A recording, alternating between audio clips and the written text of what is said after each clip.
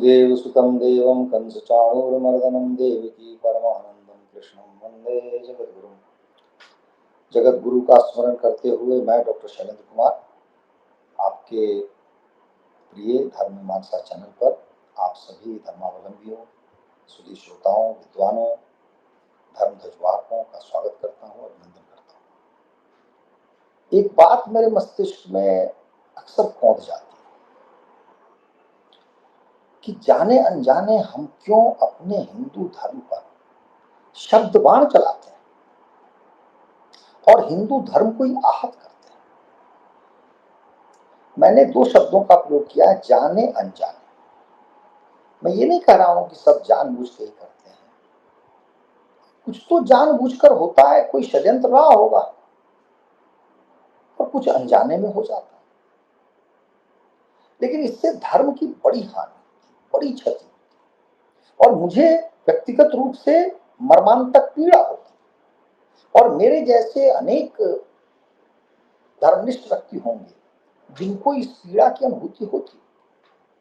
वो विषय क्या है, वो बात क्या है? अभी वक्फ विधेयक पर संसद में बहस चल रही थी।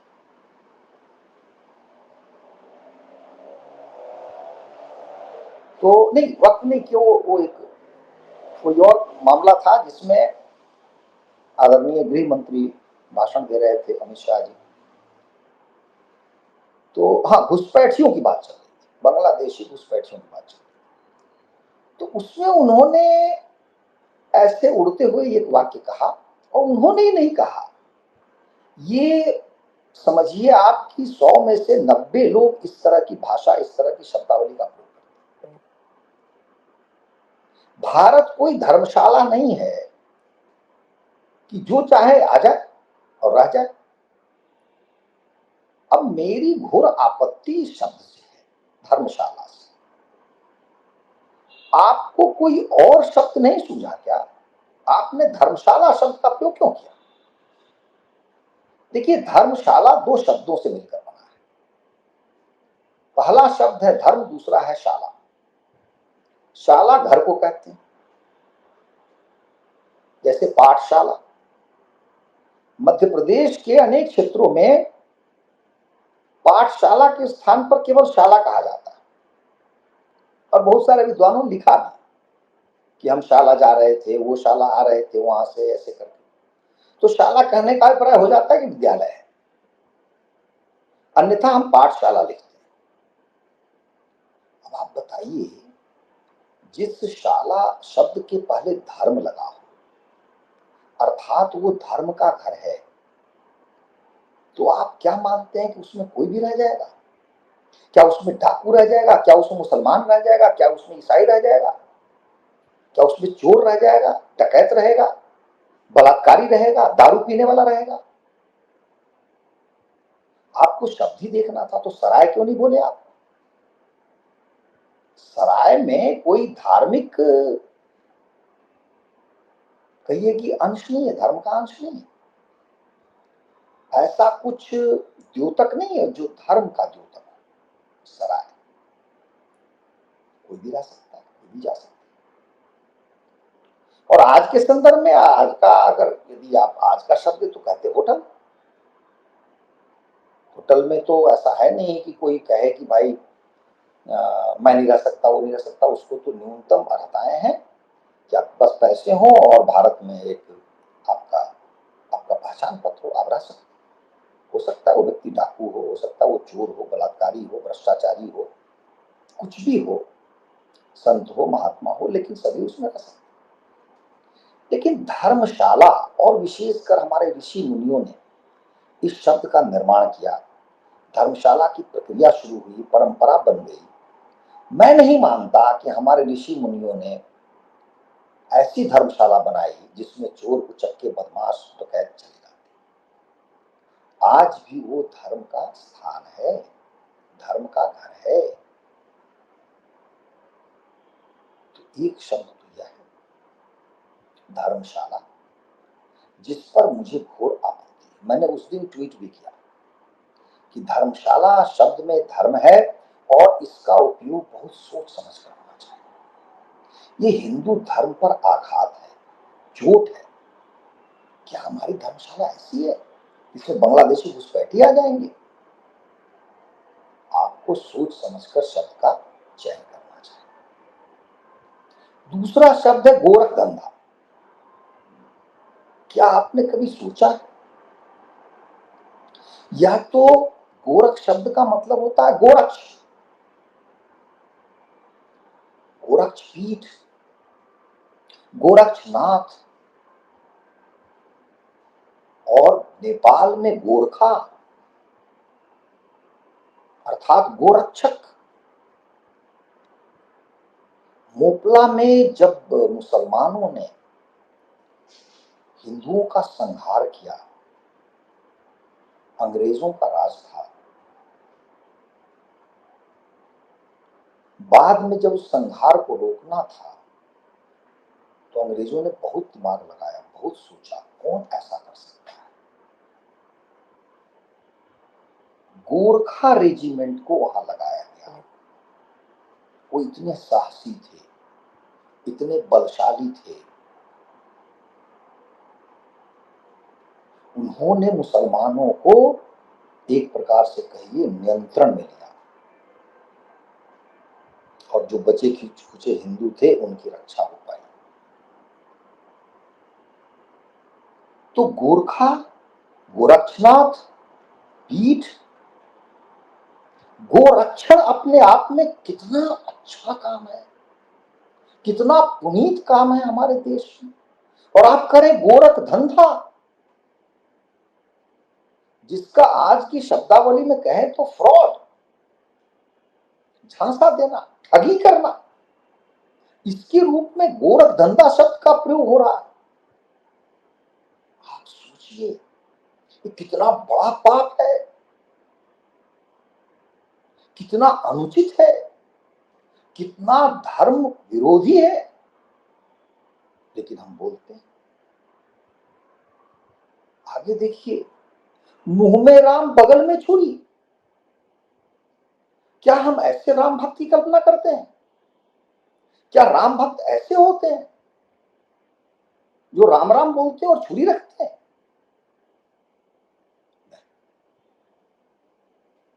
यह हिंदू धर्म पर आघात है, प्रहार है, ऐसा नहीं बोलना चाहिए। हमारे सिनेमा में एक हास्य अभिनेता है, उस व्यक्ति का नाम है राजपाल यादव।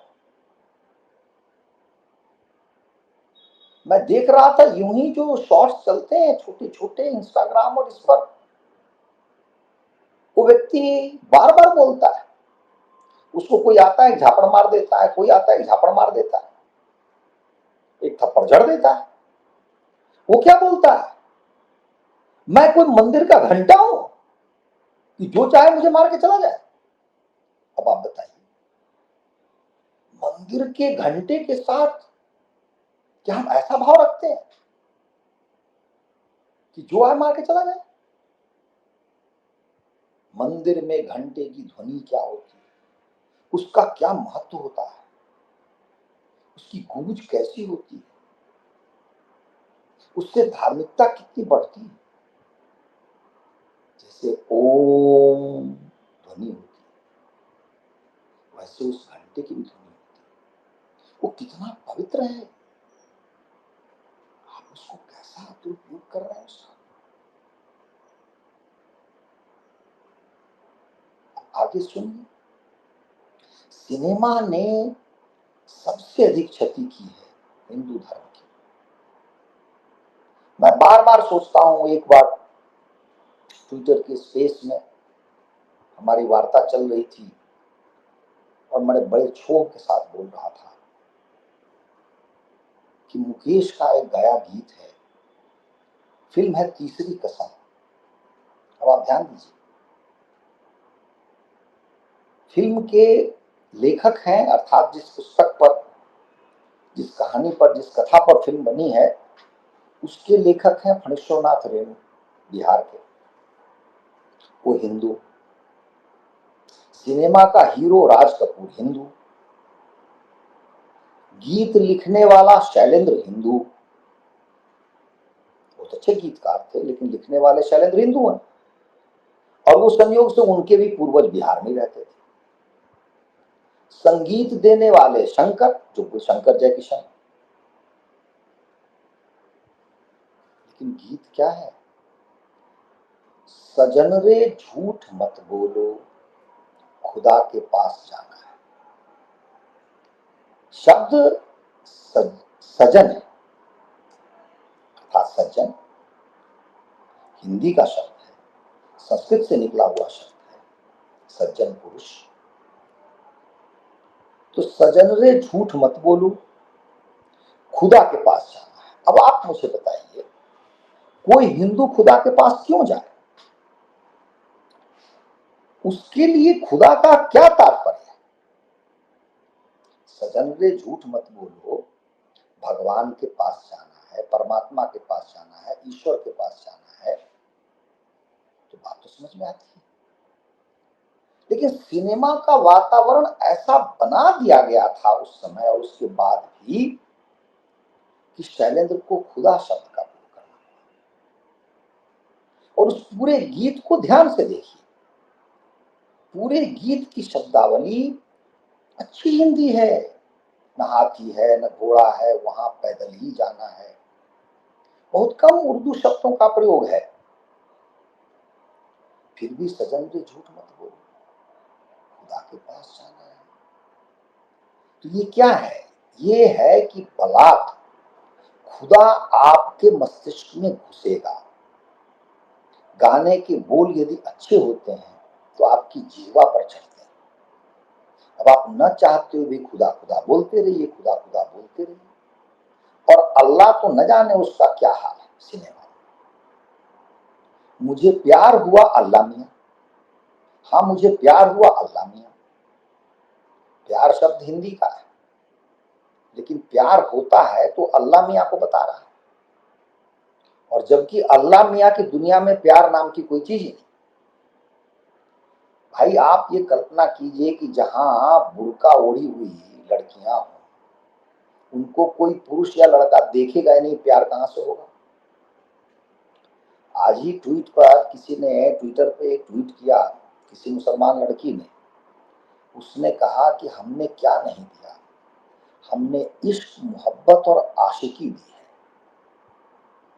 तो मैंने उसके उत्तर में लिखा कि ये बहुत बड़ा फ्रॉड है, आपने कुछ भी नहीं दिया है, क्योंकि इस्लाम में इन तीनों में से किसी के लिए भी स्थान नहीं।